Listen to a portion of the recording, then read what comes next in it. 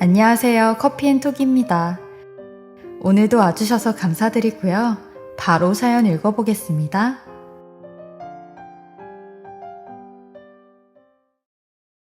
안녕하세요. 맞벌이 부부로 살고 있는 40대 여자입니다. 아이를 갖기에는 조금, 아니 실은 많이 늦은 나이긴 하죠. 하지만 20대 후반부터 인생을 걸고 열심히 공부해서 7급 공무원에 합격했고, 제가 살면서 그때만큼 목숨을 걸고 치열하게 무언가 열심히 했던 적이 없었어요. 남들 다 회사 다닐 시절에 저는 부모님께 받은 용돈을 쪼개서 도서관 다니고 틈틈이 과외 알바를 하면서 30이 다 되어가는 나이에 무엇 하나 떳떳하게 말할 수 없는 제 신분이 마냥 슬프더라고요. 기념일, 생일, 명절에도 부모님께 용돈 한 번 드린 적이 없을 정도로 살았거든요. 집에서도 눈치 보는 생활을 하다가 30살이 됐을 때 정말 마지막이라고 생각하고 하루에 2시간만 자고 나머지 모든 시간을 공부에 쏟을 만큼 열심히 준비했어요. 마지막이란 생각이 저를 더 그렇게 만들었던 것 같네요. 그래서 더 일을 놓을 수가 없었던 것 같아요. 직업 특성상 수많은 사람을 상대하고 민원을 처리해야 해서 거기서 오는 스트레스가 꽤 많거든요. 그래서 아직 아이가 생기기 어려운 것도 일 때문이라는 걸 저와 남편도 알고는 있어요. 그렇지만 그게 일을 잠시 멈추고 아이 갖기에 매진하게 될 정도는 아니라서 자연스럽게 하늘이 주시면 주시는 대로 받아들이자고 생각하고 있죠. 다행히 시어머니도 그 부분에 대해선 저희의 선택이라고 믿어주는 편이에요. 실은 남편 아버지가 6살에 돌아가셔서 얼굴조차 기억도 없다고 하더라고요. 그래서인지 남편은 아이 이야기를 꺼낼 때마다 만약에 내가 먼저 죽으면 우리 애는 어떡하지? 그게 어릴 적부터 남편이 계속 품어온 불안감인 것 같았어요. 헤어질 생각해요?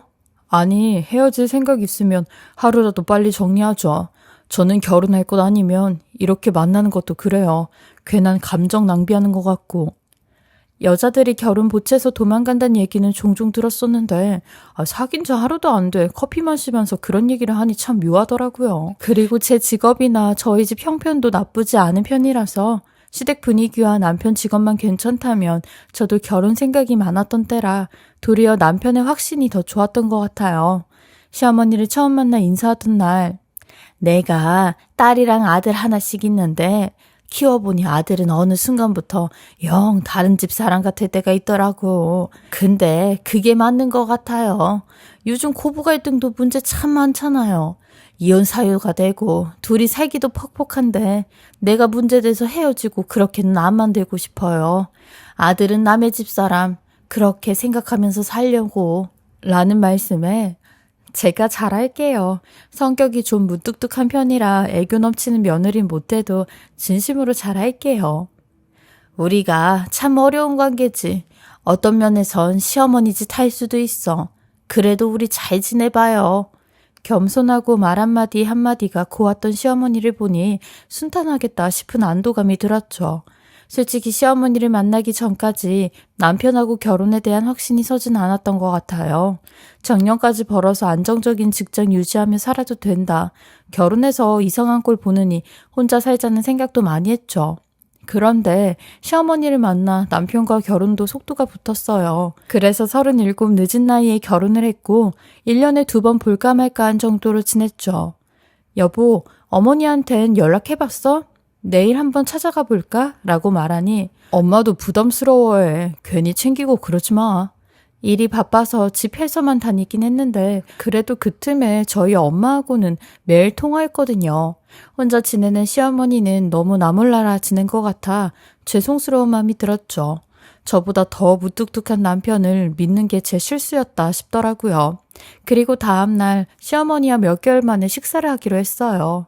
저희 집에서 직접 차리려고도 했지만 불편하다고 번번이 거절하는 시어머니 때문에 무조건 밖에서 외식하는 것이 무언의 약속이었죠. 그날도 식당에서 시어머니를 만났는데 한겨울 날씨에 얇은 외투 하나만 걸치고 나오셔서 어머님 감기 걸리시겠어요. 이 사람 거라도 하나 더 입으세요. 라고 했어요. 평소 추위를 크게 안 느끼나 아니면 정신없이 나왔나 싶어 신경을 안 썼죠. 그런데 며칠 뒤 시누이가 연락이 와서 혹시 엄마 못 봤어요? 라고 하길래 무슨 일이에요? 라고 하니 집에 오니까 엄마가 없어요. 요즘 좀 이상했거든요. 때 아닌 여름 옷을 입고 이 날씨에 바뀌면 바로 얼어 죽을 텐데 연락 오면 바로 알려줘요. 경찰서부터 가볼게요. 네, 바로 연락 줘요. 라고 했어요. 아무래도 시어머니 상태가 좋지 않은 것 같았죠. 연락 없이 사라질 뿐이 아닌데 게다가 여름 옷을 입고 그날 남편하고 시누이 전화를 기다리다가 잠 한숨도 못 자고 아침까지 뜬 눈으로 기다렸어요. 다행히 건물 안에 있던 시어머니를 경찰이 발견했고 그대로 혼자 어머니를 두면 위험한 일이 생길 것 같아 저희 집에서 우선 지내게 하기로 했어요. 당분간은 그렇게 지내보면서 방법을 찾는 수밖에 없었죠. 언니, 너무 미안해요. 그런 말이 어딨어요. 솔직히 저도 잘못 챙겼어요. 이런 상황도 모르고 내가 더 미안하죠. 제가 방법을 한번 찾아볼게요. 그렇게 몇 주가 지났고 시어머니 상태는 하루가 다르게 심각해져. 어딜 들어와?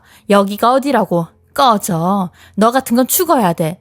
방망이를 들고 튀어나와서 물건을 던지다가 또 어느 날은 옷장에 있던 제 옷이며 가방, 얼굴엔 화장품을 치덕치덕 바르고 저 주세요. 안 돼요? 어떻게든 제가 모시려고 버텼는데 그런 일이 매일같이 계속되니 저도 솔직히 지치더라고요. 그때 마침 시누이가 원룸 하나 얻는 건 어때요? 주변에 알아보니까 요양원 보내면 자주 찾아가기도 힘들대요. 우선 혼자 사는 걸로 해서 지원받아 요양보호사 부르고 번갈아 가면서 보면 어때요? 현실적으로 우리 상황에 그게 맞는 것 같아요. 언니랑 오빠도 일하잖아요. 겨우 이것밖에 못한다 싶어 죄책감은 들었지만 시어머니의 상태에 저도 지치고 힘들었던 터라 곧 폭발할 것 같은 상황이었는데 시누이 제안을 듣고 머뭇거림도 없이 대답하고 있는 제가 보이더군요. 그럼 서로 편하게 갈 수 있는 중간쯤이면 될까요? 그나저나 언니 돈은 좀 있어요? 오빠는 엄마 생활비까지 맞다 보니까 없을 게 뻔하고 나도 얼마 보태면 좋은데 요즘 우리 남편 가게가 너무 힘들어서 대출받았거든요. 그건 내가 알아볼게요. 그래도 우리가 자주 찾아뵐 수 있는 게 더 중요하죠. 어떻게든 방법은 있을 테니까 너무 걱정 마요. 명의를 엄마 이름으로 해야 지원받기가 더 좋대요. 혼자 사는 게 제일 중요하니까. 그렇게 시누이가 발로 띄워준 덕분에 빠르게 이사를 준비해 집 근처에 있는 작은 원룸 하나를 얻어 어머니를 모셨고 매일 요양보호사가 들려 시어머니 상태를 볼 수 있게 했습니다. 당장 일을 놓고 시어머니에게만 붙어있을 수는 없는 상황이어서 그 방법이 모두에게 최선이라 생각했죠. 그리고 시어머니가 우리 집에 있던 몇 주간 모든 살림은 엉망이 되었어요. 아끼던 화장품과 액세서리, 심지어 가방까지 죄다 망가지고 없어졌더라고요. 비싼 명품만 쏙쏙 골라 가져간 것처럼 없어진 게 이상했어요. 여보, 혹시 그때 어머니가 꺼내놓고 있던 것 중에 가방 없었어? 명품 가방, 나 첫 월급 모아서 선거하고 결혼 때 당신이 사준 거. 엄마가 어디 들고 나갔다 왔나 보지. 가방까진 몰랐는데, 내가 다시 사줄게. 다른 건 다 있는데 내 것 중에 제일 비싼 것만 하나같이 다 없어졌어. 엄마가 비싼 것 보는 눈은 멀쩡했네. 미안해.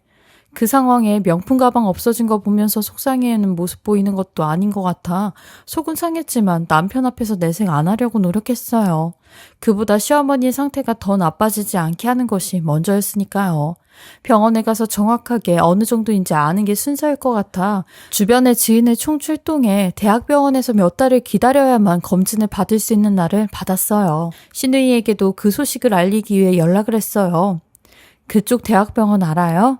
그 교수님이 전문의라고 해서 겨우 예약했어요. 가서 상태가 어떤지 자세히 들어봐요. 언니, 뒤에서 그거 알아봤어요? 왜요? 가짜일까봐요? 우리 엄마 그런 데 가서 정신나간 취급받고 독한 약이라도 먹어가면서 고통 주기 싫어요. 언니한테 모시란 소리 안 해요. 제가 다 알 거니까 신경 꺼요. 더 심해지지 않는 게 중요하대서요. 대단한 의사가 치매라고 짚어줘야지 믿겠어요?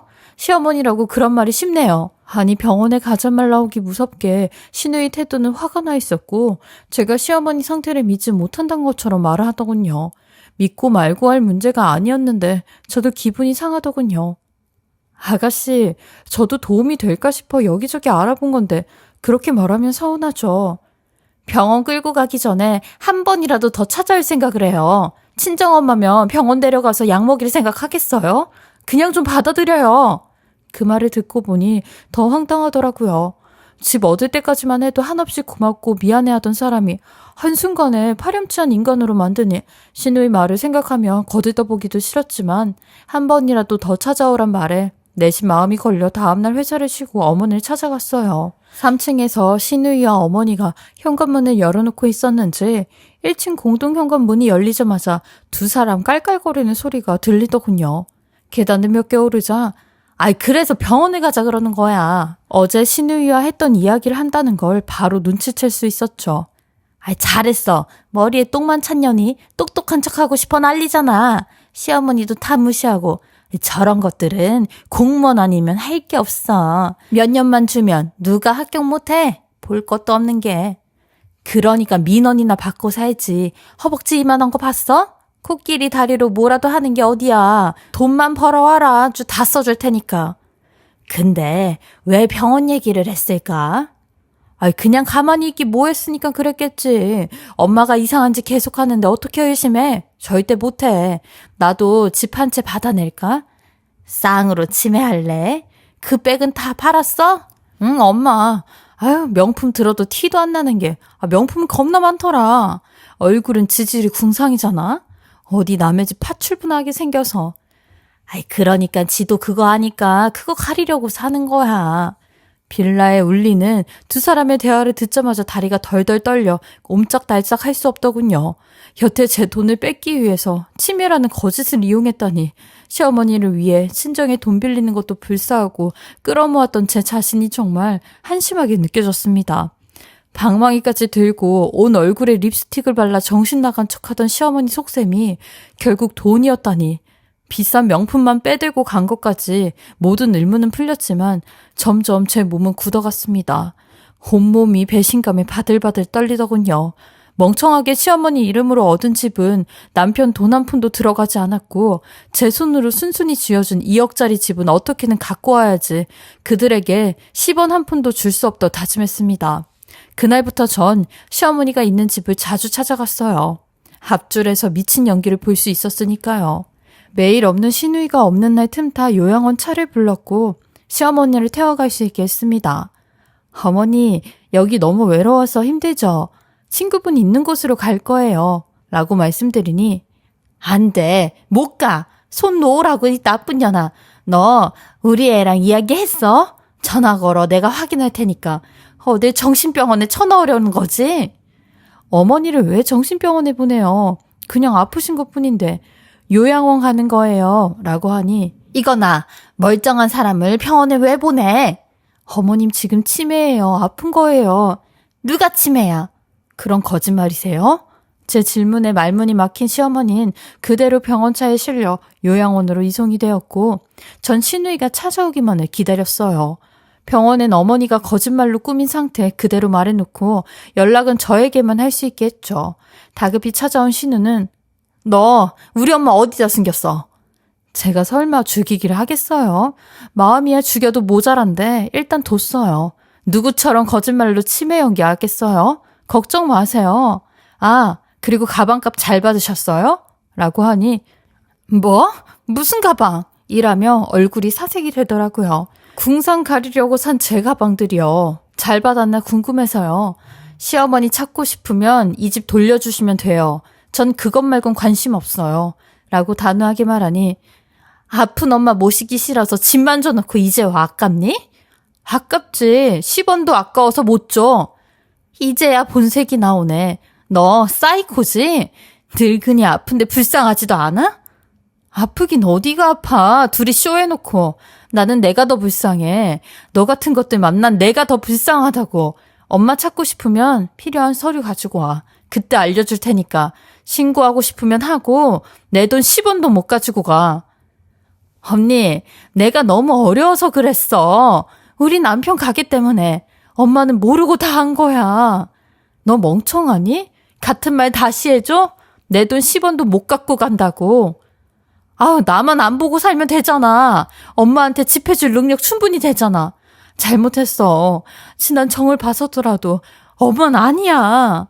우리 집에서 나가주세요. 다음날 눈이 퉁퉁 부어서 온 신우로부터 서류를 받아 명의 이전을 진행할 수 있었습니다. 돈 앞에 비굴해지는 게 싫다던 아버지는 애를 쓰고 집안을 일으켰는데 그 말이 어떤 건지 이들을 보니 알겠더군요. 한 달치 요양원비가 그들에 대한 제 마지막이라고 생각하고 신혼집과 원룸을 정리한 후 다시 친정에 들어갔습니다.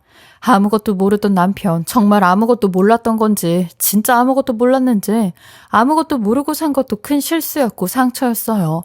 돈을 떼놓고 부부 사이를 유지하긴 어려울 것 같아서 남편과도 갈라서기로 결정했죠. 시댁 뒤에서 제가 크고 작게 도와주던 돈이 사라지니까 셋 다 줄줄이 찾아와 빌기 시작하더군요. 언니, 내가 다 꾸민 짓이에요. 나만 안 보고 살면 되잖아요. 우리 오빠하고 엄마는 아무 죄 없다니까. 내가 면목이 없다. 돈 빌려달란 말이 안 나와서 이미 네가 도와준 게 많은데 어쩔 수 없었다. 미안하다. 여보, 아무것도 몰랐다니까 믿어줘. 우린 문제 없잖아. 신고할 거예요. 다신 찾아오지 마세요. 당신은 가족이 어떤 인간인지 모르고 산 게 더 큰 죄야. 나한테 피해 줬잖아. 알았으면 결혼 같은 건 안 했어. 내 피 빨아먹고 살 생각도 하지 마. 이젠 안 속는다고. 그렇게 시댁 인간과 남편까지 다 끊고 다시 평범한 일상을 살아가고 있습니다. 최소한 진심이라는 게 있는 사람들이었다면 돈은 아깝지 않았을 겁니다. 그들에겐 그저 구슬려서 쓰기 좋은 돈으로밖에 제가 안 보였겠죠. 이 지긋지긋한 시댁 고리를 끊고 혼자 살고 있지만 괜찮은 제 삶을 살아가려고 합니다. 긴 글 들어주시고 읽어주셔서 감사합니다. 지금까지 커피앤톡이었습니다. 오늘도 끝까지 함께 해주셔서 감사하고요. 저는 다음 영상으로 또 찾아뵙겠습니다.